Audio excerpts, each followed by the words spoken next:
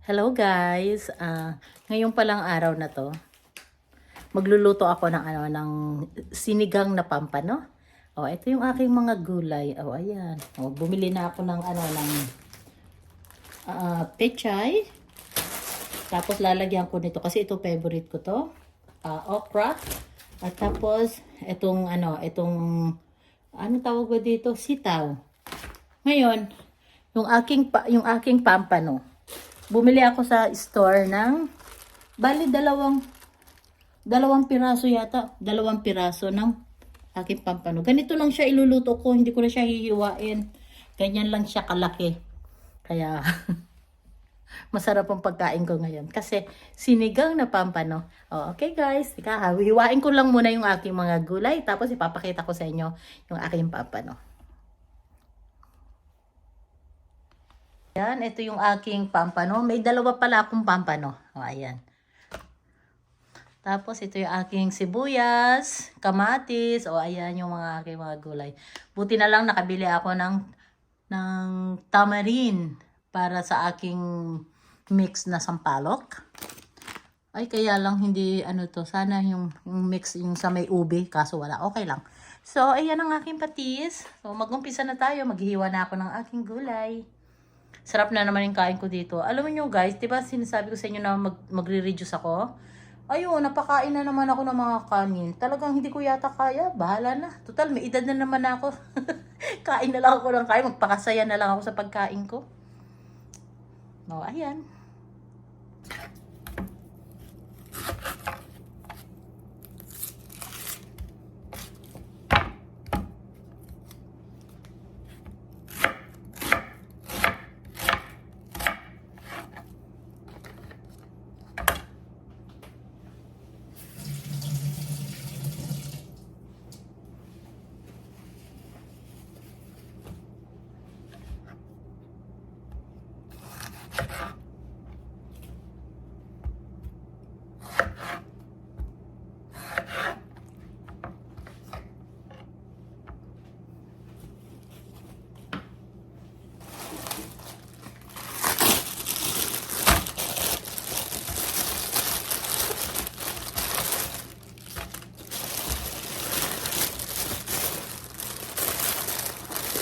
Ubusin ko lahat ng gulay na to kasi mahilig kasi ako sa gulay. Kaya ubusin ko sila lahat.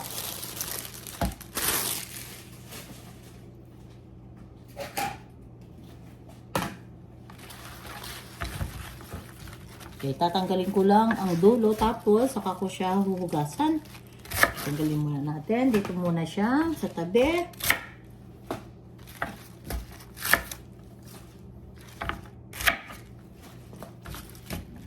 Tapos, ganito lang siya guys.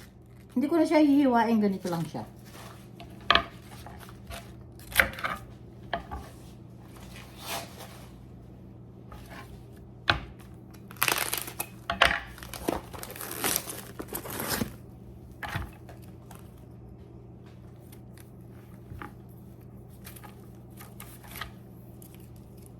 Tapos itong aking sitaw, ganun din. Ubusin ko na ito lahat. Kasi kung hindi ko iluluto itong sitaw ko, masisira ito. Kaya kailangan lutuin ko na lang siya lahat.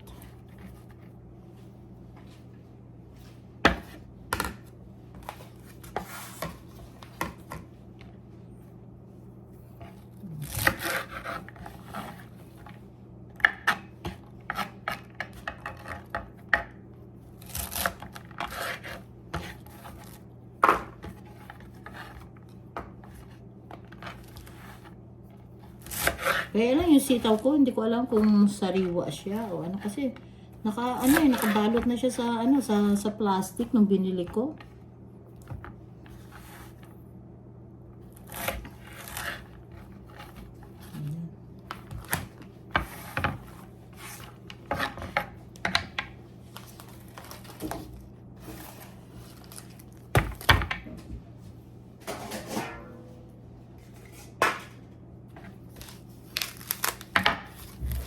Itong si okra ko. Ubusin ko rin ito lahat.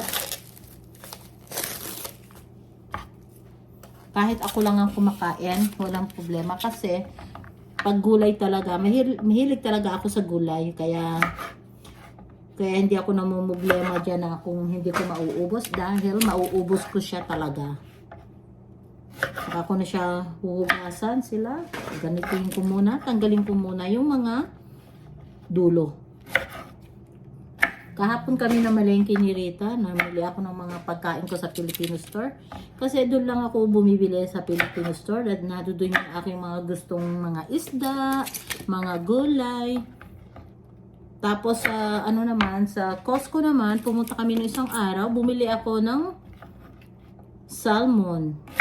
So, hindi ko pa naluluto yung salmon ko. Ito lang muna ang aking uunahin. Dahil ito is maraming gulay.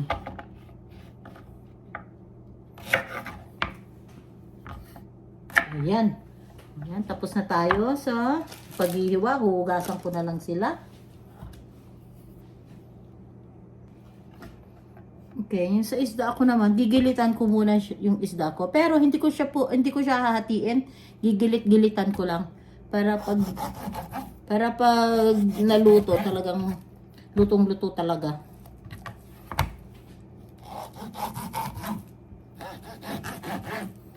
Ayan, ganyan lang. Bali silang dalawa.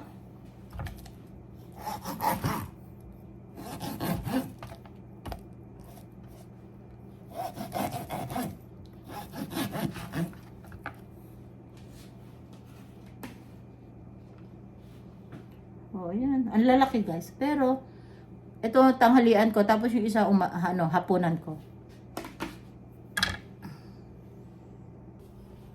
Oh, ayan. Naglagay na ako ng tubig. So, buksan na natin yung apoy.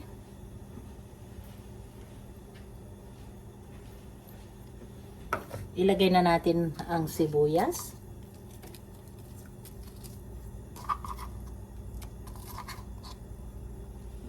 Ilagay na natin ang kamatis.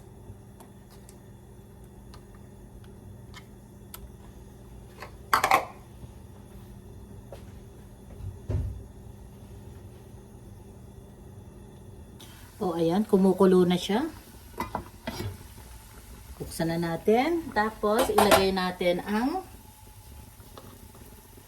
isda. Itong pampano.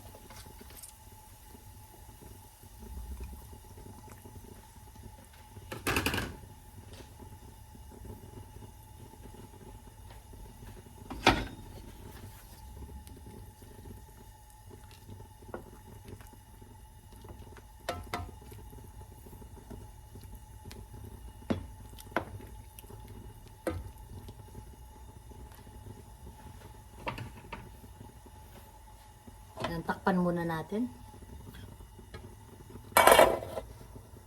Hindi kasi ito ang takip eh. Ganyan na lang. Kailangan kong bilhan ng takip ito. Kasi nga, yung takip nito, inuwi ko sa Pilipinas. Kasi, meron ako isang malaki na binili sa Filipino store. Tapos, kailangan ni Ched, pinadala ko. Ay, ang ganda. Kaya lagi ginagamit ni Cheding. So, yung takip nun, tinala ko rin. Kaya ito ngayon, wala akong takip. Kaya bibili na lang ko ulit.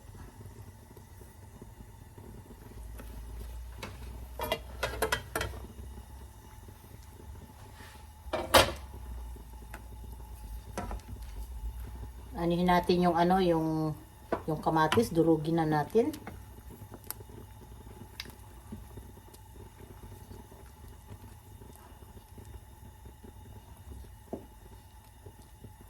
Mapapasarap na naman yung kain ko. Oh my God. Thank you nga pala sa inyo guys sa palagi niyong panonood ng Mami Dory Vlog.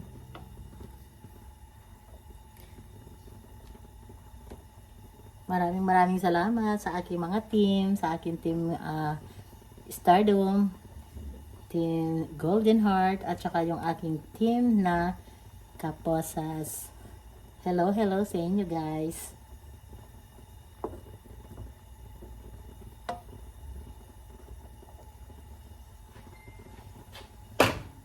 Kaya hihinaan ko muna yung apoy kasi nga bibigyan ko muna ng pagkain si Rita.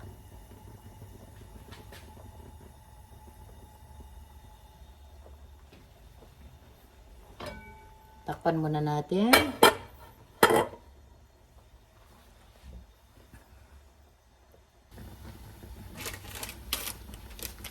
Okay, buksan natin. Tingnan natin yung loob. Ooh. Yummy.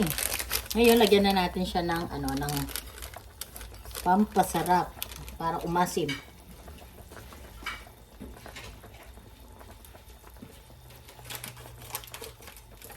Ubusin natin ito kasi mas gusto ko yung yung maasim talaga. Tapos, lagyan natin ng konting patis.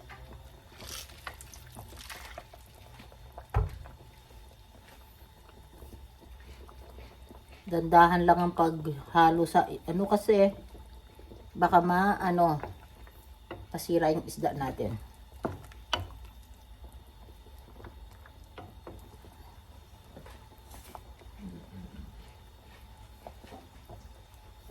Kasi gusto ko lutong-luto yung isda.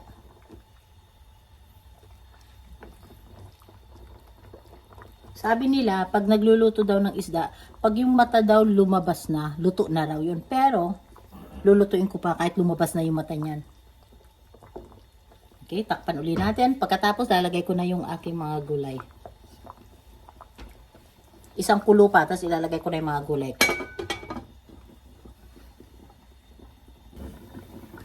Okay, kumulo na uli na naman siya. Ilagay na natin yung gulay. Sitaw muna. Nahugasan ko na pala yung mga aking mga gulay. Tamo, ang dami oh. Daming gulay yan. Ako mauubos ko naman yan kasi mahilig ako sa gulay. Ay, ito hindi na alis. Mayroon pang isang tangkay na natira. Yan, sarado uli natin.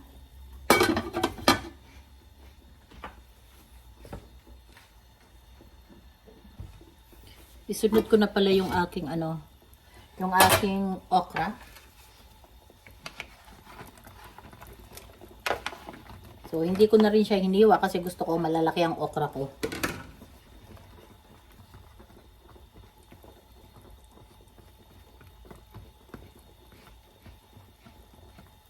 Tikman na natin kung okay lang yung timpla ko sa patis.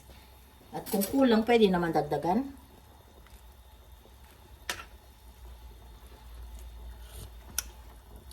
Oh my God, ang sarap, ang asim.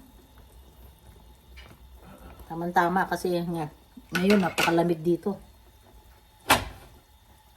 Takpan ulit natin.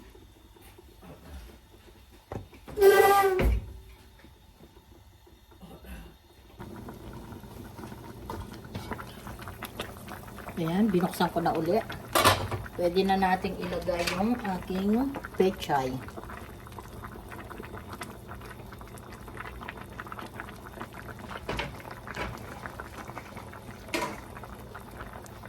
Ilagay na natin si pechay. O, ayan, kanyang kalalaki yung pechay ko. Hindi ko na siya hinati.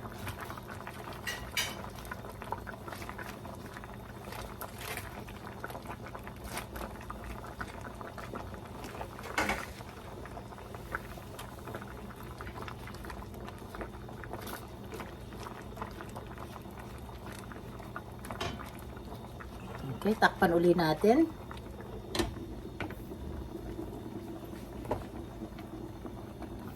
Ayan, tignan natin uli. O, ayan, guys. Maluluto na to sa init. Kaya, papatayin ko na siya.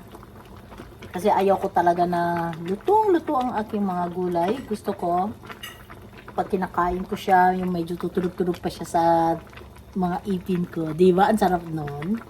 Ayan, pwede na to. Okay na to. Thank you sa mga panunood po ninyo sa Mami Dory Vlog. Maraming salamat po. Hello sa aking mga silent viewers. Hello, hello. Love you guys.